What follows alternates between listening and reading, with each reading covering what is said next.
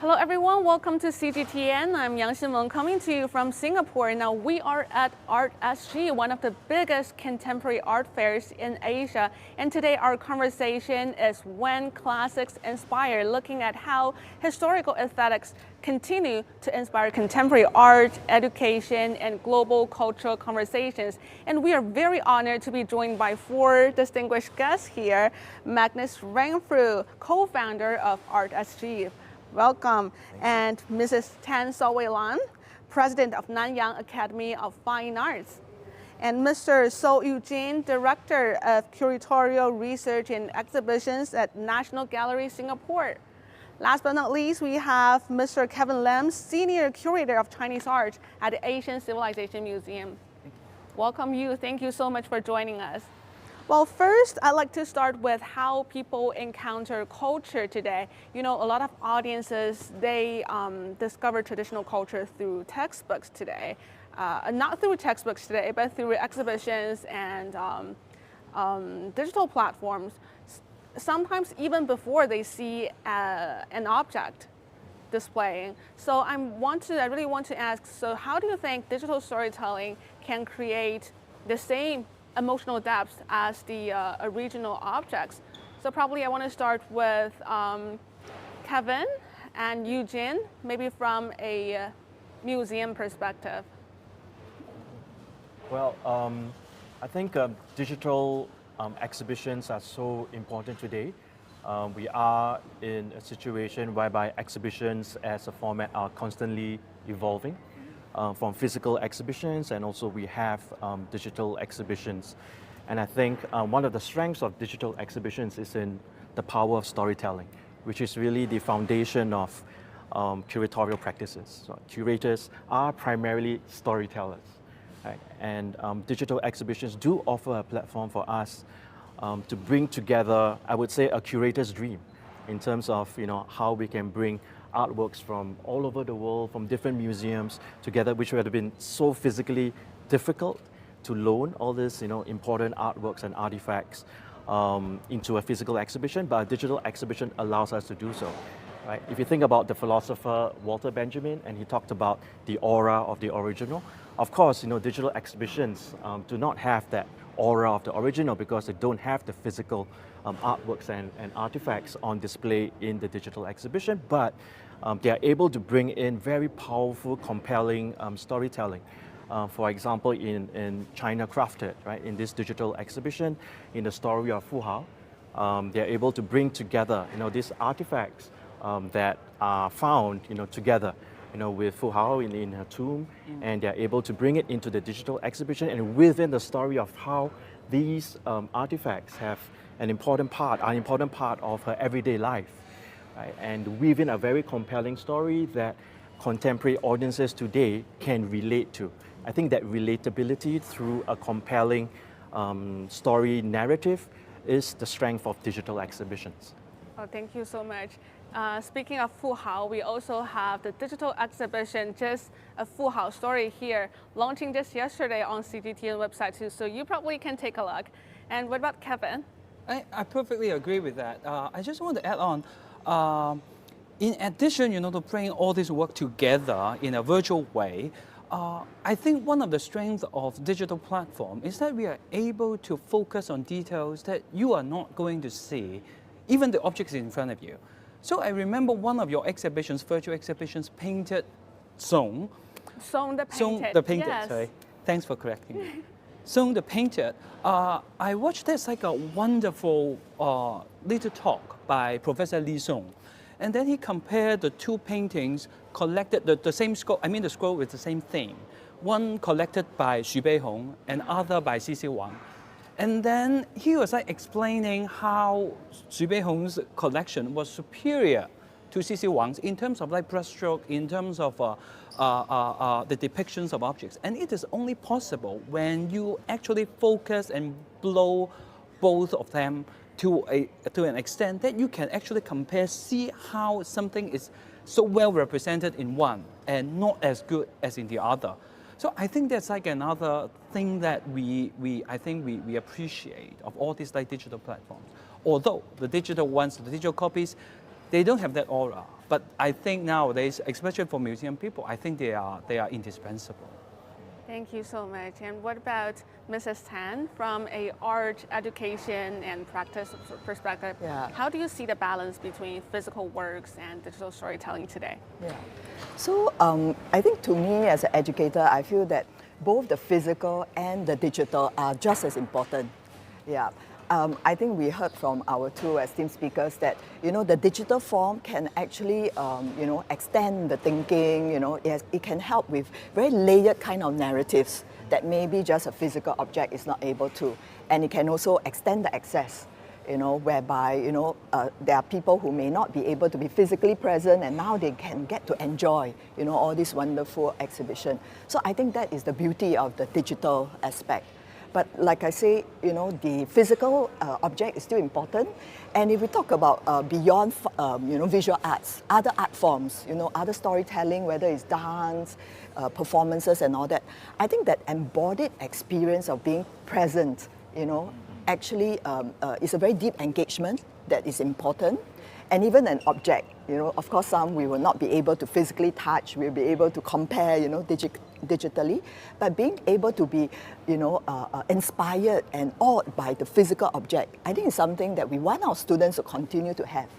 And in that sense, I think then the digital aspect should not become a replacement, but an extension of the experience. And I think then the two will come together very nicely.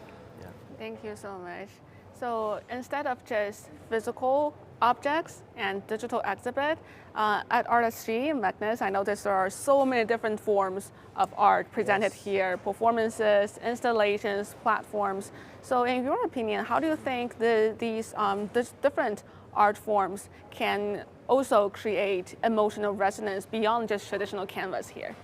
Well, we have 100 galleries participating from 30 countries here, so there's thousands of artworks available to view. And we have everything from work that's inspired by traditional ink painting through to the latest developments in contemporary art using digital media. We also have performance at the fair. And I have to echo what was said, that we're in the physical experience business here, and I think that whilst digital is a wonderful augmentation and a way of being able to broaden audiences and engage with people that aren't able to be physically present, I think that the overall experience of being in front of an artwork and having that direct relationship with an artwork, whether it be a canvas or whether it be a digital artwork, is incredibly important. Over the last few days, we've also had a number of performances that people have very much enjoyed. We've had the Singaporean artist John Klang, who's been doing astrological readings and has had an arrangement of chairs according to the principles of feng shui that enables people to have the opportunity to sit down and bathe in luck.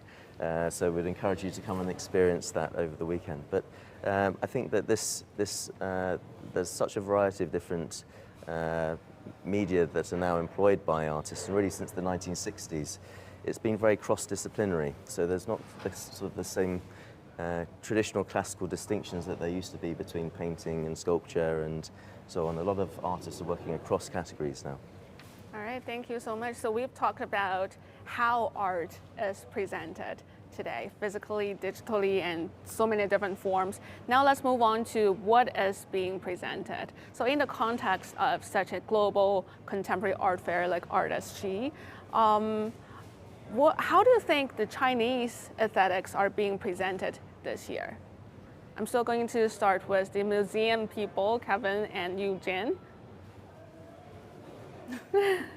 Well, I think currently in museums and in the curatorial world, especially I think in the global south, we have been working towards breaking down the categories of the pre-modern, modern, and contemporary. I think these are categories that have been constructed from a Western-centric perspective, and we want to kind of bring in our own perspective and understanding of art history, which doesn't necessarily fit within these categorizations of art. And you can already see it in ArtSG, the kind of how modern and contemporary art are kind of like presented together. to understand a more kind of continuous art history rather than one that has ruptures in it. So I think that understanding of art history from our own social, political and historical context is important. And we need to constantly also question these categories of pre-modern, modern and contemporary. And the way that we are able to do it is to, I think, to bring these artworks and artifacts together to look for kind of cultural connections that relate to each other in terms of all these artworks and artifacts, and to construct compelling narratives that enable our audiences to understand this long cultural continuity or the long durée, which is important to understand cultural production and history here in Asia. Thank you so much. And how about Kevin? I think, you know, from coming from a museum that like focuses mainly on artifacts, historical artifacts, I think what I'm looking at like Art SG is like how I can actually find connections like to more traditional aesthetics. You know, there are a lot of like artists, you know, presented here this year that you can see they are trying to find inspiration from traditional aesthetics, you know, from Chinese aesthetics. What we are hoping to do, however, is not just like looking for, you know, superficial similarities, you know, oh, I mean, but what I mean, more spiritual, of a higher level.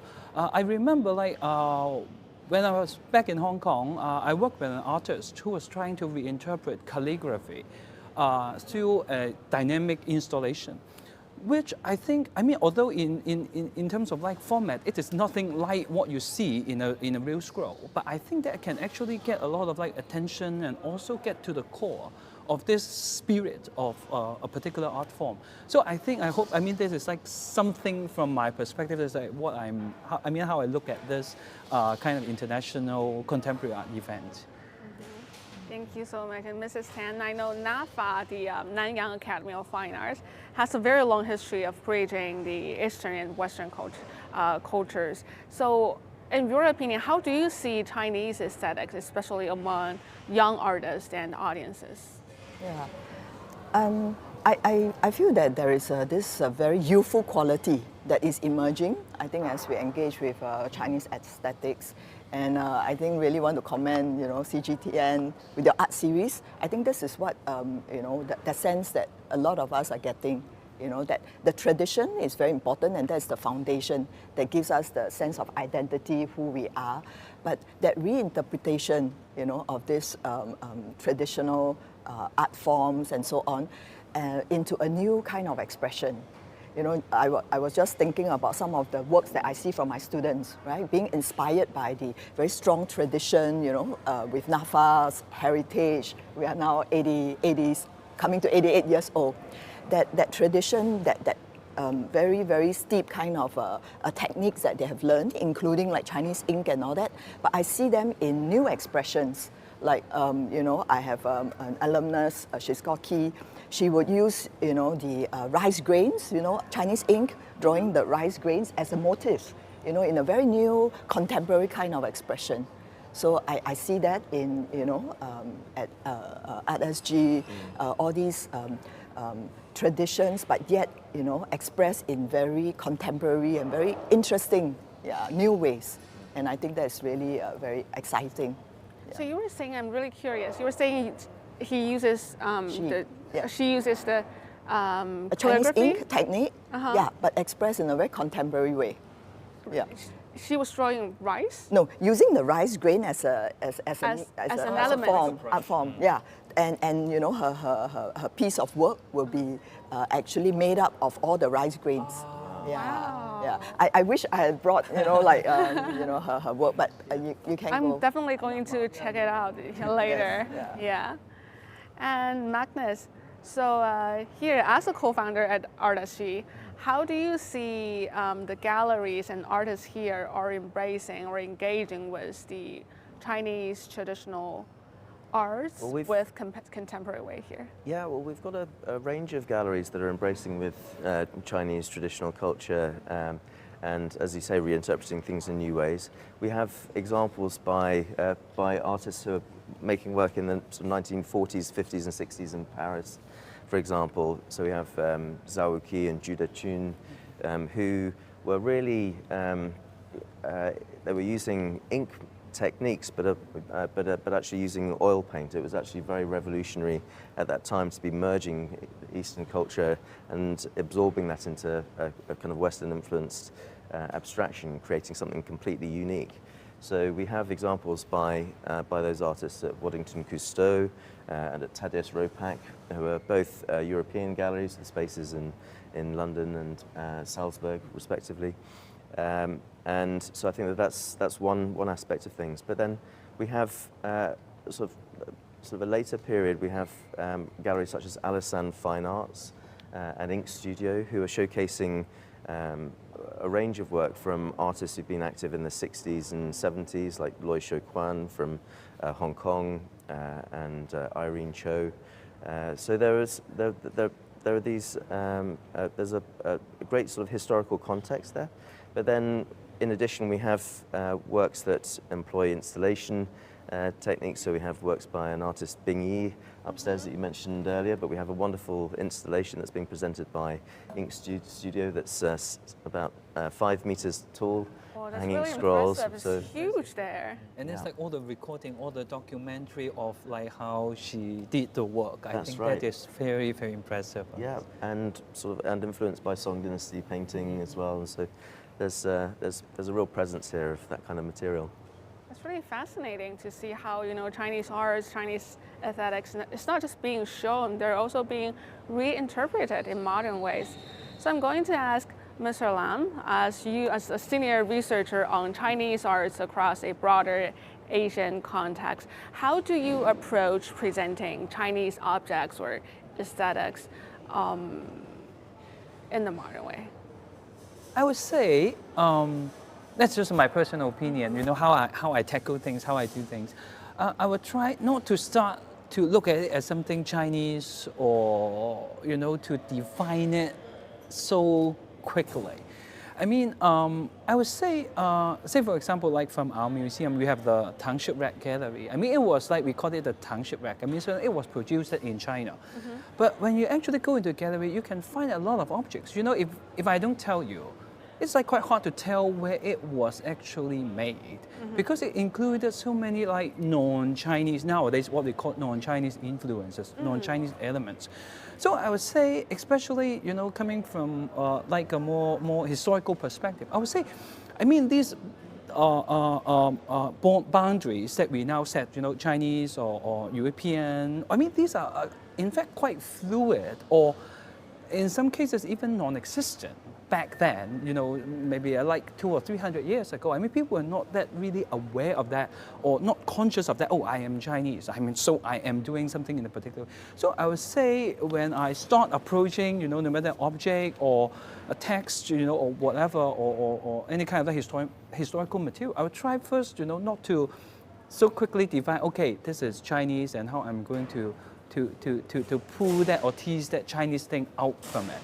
I would say, I mean, always stay open, everything. I mean, there are a lot of like unexpected details. In fact, I can tell you, I mean, it's not that simple in a sense.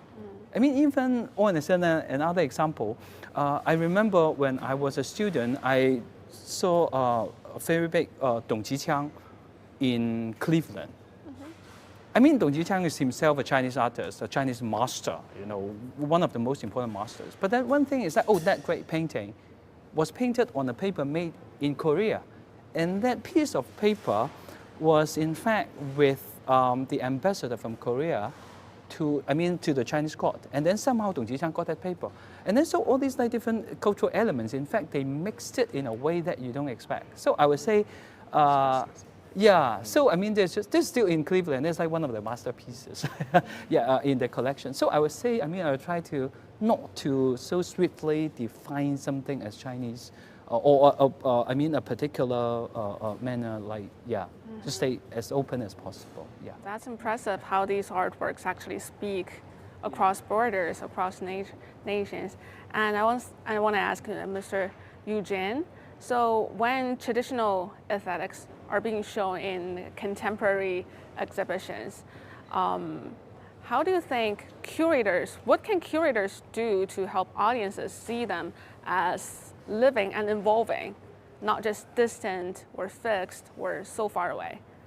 Yeah, I think I agree with Kevin, because when you think about whether is it Chinese aesthetics, say for example, if you were to go deeper, to take an example, ink aesthetics, right? Chinese ink aesthetics, of course, it has a very long history and a philosophy behind it, but all cultures, I think in a way, are also influenced by each other.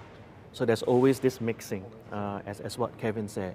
And for me, that's important to understand, and especially for contemporary audiences to understand that culture or aesthetics, they are always changing and evolving, and they're not static. And that is why it's relevant today, and it's relevant for our audiences to understand how these forms of aesthetics change and are important. To give a more kind of a more clearer example, perhaps, is say if you look at one of our Nanyang artists, Chong Su Ping, or Chong Su Ping, whose works are exhibited in Art SG. And Art Commune Gallery. Yeah, in Art Commune Gallery, yeah, absolutely. And he, in the 1950s and 60s, when he came to Singapore from China, and he settled here and he taught at the Nanyang Academy of Fine Arts, he was already bringing in, say, Chinese aesthetics in terms of traditional ink painting techniques, and also philosophy in terms of composition and brushstrokes, and bringing in Western kind of painterly easel painting traditions as well, but also bringing in the Southeast Asian kind of cultural context in terms of subject matter into his work. So he brought in the motifs and symbols that he encountered in the various diverse cultures in Southeast Asia. So it's constantly evolving and changing. And I think that is what we want to convey to our audiences today, that culture is constantly changing and is relevant to us, and we need to understand the histories of how these cultures have been kind of cross-influencing or mixing. Right? And I think that's an important message that we want There's to a phrase share. that I very much like, which is that heritage is tradition and culture is the on-the-ground reality, to which heritage is one part that contributes. Yeah. Yeah. Very well said. Yeah, and for younger artists, my next question goes to Mrs. Tan. So how are these younger artists, students, how are they seeing traditions? Not seeing it as an heritage, but using them as elements for experiment or personal expression. Yeah. So, our students are very privileged. Like Eugene talked about, Chong Su Ping, all these very famous, artists were our teachers, right, in the past. And they pass on this, we call it now the Nanyang spirit, of creativity, resilience, exploration. So, in the context of an institution, our role we see as being very important to continue to imbibe, this sense of heritage, tradition, but yet at the same time giving our students the opportunity, the platform, right, to experience, other cultures and so on. So I just want to share this example of our academy-wide project, whereby we will identify, an area of cultural, historical importance in the Southeast Asian region. So we will go to places like Ayutthaya, in Thailand, Angkor Wat in Cambodia, Temple of Literature in Vietnam, and so on. Every year we go, right, different places. And for the students to go there to experience, right, the historical context, the culture, and be inspired to then re-express, to experiment, and come up with very interesting ways of reinterpreting, what they see and be inspired. Like, for example, I just want to show this. The students went to Angkor Wat, right? They were inspired by the architecture, the culture of the people, and then this student here actually then designed this brooch, right? Inspired by what the elements that the students saw over there, right? And when they went to Ayutthaya, right, I have students who then came back, having been inspired by the trees, the beautiful trees, the environment there, and came out with a sculpture like this, right? Really drawing inspiration from the culture, the people, and then reinterpreting and coming up with art, beautiful art forms. And not just in traditional ways, I think just like the art series from CGTN, we have a group of students, right, inspired by what they saw at Angkor Wat, and they came out with this digital game. Right, I was going to say yeah. it's like a video game. Yes, it is a video game. Yeah, it's called Run Rama Run. Yeah. So getting inspiration from all these, and then with their youthful thinking and new art form, they re-express and experiment, and that's how it continues to evolve. Make relevance and continue to imagine. Yeah. Wow, very beautiful artwork, very inspiring. Now to a broader global art ecosystem. So Magnus, what trends do you notice over the years in collectors' interest? I think that over the last 15 years or so, there's been a much greater interest in exploring cultural production of places that don't necessarily adhere to the West-centric view of the world. And I think that there's been an interest from collectors, both private collectors and institutional collectors, to explore different aesthetics. And at the moment, we've got groups in town from the Tate, we've got groups from LACMA, from the Palais de Tokyo, from Luma and Arles. So there's a real interest in exploring work that's from a different cultural and aesthetic background.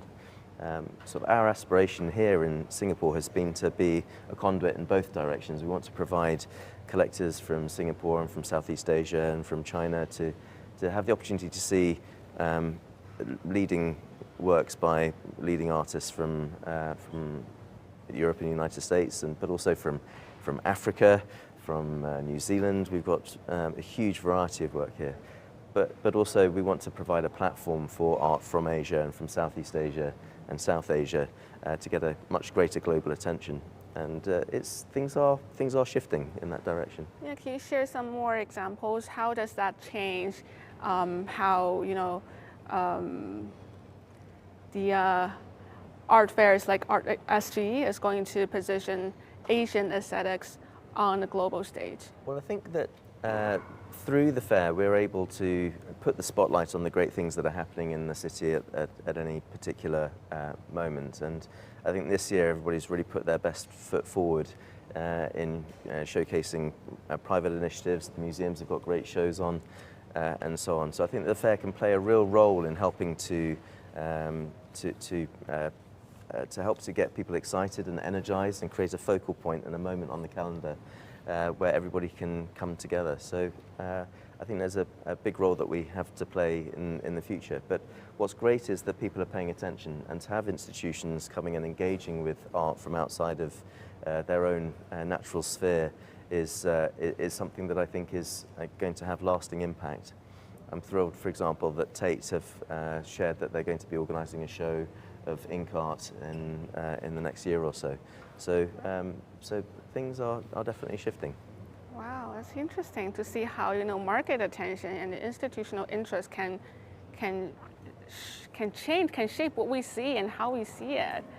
And then for a scholar of art history, Yu Jin, so how do you think exhibitions can shape how we understand history and identity here? Yeah, in terms of the history of exhibitions in, I would say, Southeast Asia, what has happened, I think, is we are looking at an important turning point. In the past, say post Second World War till about maybe 2007, I would say history or art history has been constructed primarily through exhibitions. This is based on my own scholarship, studying exhibition histories, which is quite unusual because if you compare it to the West, for example, yes, exhibitions do construct art history, but it's primarily constructed by universities because they have art history programs and scholarship resides within these universities that produce art history. But in Southeast Asia, and I would say maybe in some sense also Asia, a lot of art history is actually produced from exhibitions and for exhibitions. And I think that's an important role that exhibitions have been playing besides presenting art. But I think this has come to a turning point. For example, in Singapore, we have now the University of the Arts Singapore, of course, of which NAFA and LaSalle College of the Arts have come together as an alliance to form the University of the Arts Singapore. We have art history programs in UAS. We have art history programs in the Nanyang Technological University, and also the minor in art history at the National University of Singapore. So I think we are at a turning point whereby art history is also now being produced also through the universities, as well as through museums and institutions that produce exhibitions. I think this produce knowledge, art historical knowledge. So I think this diversity is so critical. We need a balance between the two, kind of art history that's produced both from the university and also through art institutions, through exhibitions. And I think this important kind of nexus of both forms of art histories, I think can only bode well for the future. Thank you. And from a Singaporean multicultural perspective, how do you think Chinese heritage and aesthetics are fitting into broader Asian context? Kevin? That's like a really, really big question. I would say from a museum perspective, especially for Singaporean audience, there's like a multicultural, multi-ethnic society. Mm-hmm. What we are always trying to look at is this like cultural exchanges. Even we are focusing, say for example, we are focusing on Chinese art, but we also want to see like the manifestation of the same idea in neighboring cultures.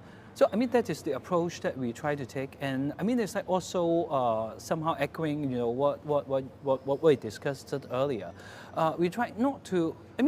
This is a show. With mainly artifacts, from Chinese museums or from our Chinese collections, but we still want to look at this multicultural aspects of things, which I think is more suitable, and not say suitable, but I would say. It's like something for our times, I would say, yeah. Thank you, and same question to you, Mrs. Tan. I want to hear your perspective. I think now the world, is really very much porous. We get to meet people from everywhere, and say in NAFA, I have many international students, many from China, from Southeast Asia, Malaysia, Thailand, Vietnam, India. And I think when they come together, it is not just about everyone keeping their own culture, their heritage. I think, with this platform in Singapore being very multicultural, I think it's where everybody bring their sense of identity, their culture, and together be able to have this exchange, right? So it's not really in isolation, cultures and all that, but, coming together to learn from each other and to enrich each other. So when I talk to many of my international students, including many from China, the students will tell me that they have already been well prepared back home in China, right? They are very good in their art and so on. But I think when they come and interact with people from many different countries, they get new inspiration, and they very proudly also say that their art now, right, is very much, of course, the foundation, right, comes from where they were in China, but now is, expressed in very different forms that, you can feel that the influence, and the interaction that this person has already had with others. So I think really it's not just, just keeping your own, but all these exchanges, cultural exchanges are very important, I think, for new forms of art, new forms of expression to flourish. Yeah. And I think that this week kind of sums that up in a way, because there's so many people that have been coming from all over Southeast Asia and all over the world. And whilst it is, of course, a commercial fair, everything is for sale and the galleries need to make money, but it's more than that. It's not just a platform for commercial exchange, it's also a platform for the exchange of ideas. Mm-hmm. And so it's wonderful to have artists flying in from all different parts of the world, and for students from the universities here to be able to have the opportunity to see the work on view, I think is very inspiring. Right, exactly. And looking ahead in the next decade, how do you see Asian aesthetics might come to represent for global audiences? Well, tying into what we were talking about earlier, I think that there is already a much greater awareness and interest in art from outside of the European and American sphere than there was, and also an engagement with diaspora artists who've moved to different parts of the world and perhaps have been slightly dislocated in some ways from their cultural story. But there's, I think that we're going to see an increasingly porous, as you were saying, and broader conversation about contemporary art that really, I think, will be quite fresh and exciting, because at the moment I think that the curators and collectors are finding such interesting work being produced in Asia, and I think there's a lot of curiosity and excitement. Mm-hmm. And before we wrap up, I have a question for all of you. Now, for all of the younger audiences coming here from all around the world, what do you hope they take away from experiences like Art SG? Well, we're very welcoming of the families coming, and over the weekend we do get a lot of families coming through. What we often find is that the children are very open to art of all different forms, very organically, because they haven't already been trained that art should be a certain thing or a different thing. So often it's sometimes it can be the children that actually are the way in for the adults to engage with contemporary art. But we want people to go away with a sense of curiosity and inspiration, I think. Thank you. Mrs. Tan? Yeah, totally agree. I think it is occasions such as this that, our young audiences, the students, get to experience the creativity from everyone. And, in NAFA we always say, have the courage to create. So I think really coming to, art fairs such as SG Art really gives the students that sense of hope, to carry on, to have the courage to continue to create. Yeah. Thank you. Eugene? Well, I think for me, two words come to mind. The first word is relevance. I think I would like for young audiences to now understand that, hey, culture, art is all relevant to me. It's relevant to my everyday life. It's relevant to how I see the world in a different way. And I think art is very powerful in how it opens up new horizons, new perspectives that they otherwise may not be thinking about. So I think relevance is crucial, and I think if we have that, they will continue to have that curiosity and that desire to think more. And the second is maybe to think differently as well. I think one of the dangers of the world today is kind of one way of thinking, and I think that singularity is dangerous. We talked about kind of multiculturalism, so to think in different ways and to be open to it. Yeah, I would say one word. I hope that young people coming in this fair can think about continuity. How these art, I mean, they don't exist in isolation. I mean, they have a source. I mean, I would like to encourage young visitors to think about where this art came from, and then, after visiting Art SG, go out to explore more the different museums or the cultural scene in Singapore, including the National Gallery Singapore, including the Asian Civilizations Museum. We are close, and then, why don't take a look? Yeah, thank you. So you were sharing some examples from our digital exhibition that we brought here to Art SG this time. It's actually very exciting that we just officially launched the 4th season of CGTN Art Series right here at Art SG yesterday in Singapore. So may I invite each of you to share some remarks for our CGTN Art Series? And to the camera, please. We're delighted at Art SG that we've been able to partner with CGTN this year on their China Crafted exhibition. It's been a great pleasure to welcome them here. We hope that everybody's enjoyed the show. Really want to extend a very hearty congratulations to CGTN for this wonderful art series. I think it's a very great resource for our students, and I'm going to ask all my students to go check it out. Yeah, thank you. Thank you.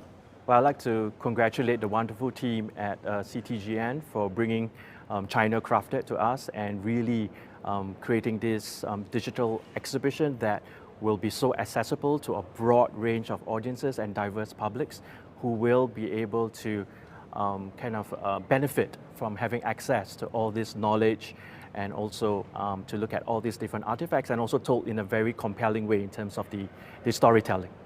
Congratulations, CGTN. Thanks for bringing all these wonderful exhibitions, virtual exhibitions. No matter you like Chinese art or not, if you don't like it, I believe that after watching all these wonderful exhibitions, you will start to get inspired. And if you know Chinese art, I strongly recommend you spend more time with the exhibitions. You'll learn more and more. Well, thank you so much for such insightful reflections. Well, what I take away today is that classics, they don't stay in the past. They continue to inspire new ideas, new perspectives, and new ways to see the world. And I think that's probably what when classics inspire really means, not looking back, but finding new ways to move forward. Well, thank you all again for joining us. Thank you to our audience for watching. See you next time. Thank you. Bye-bye.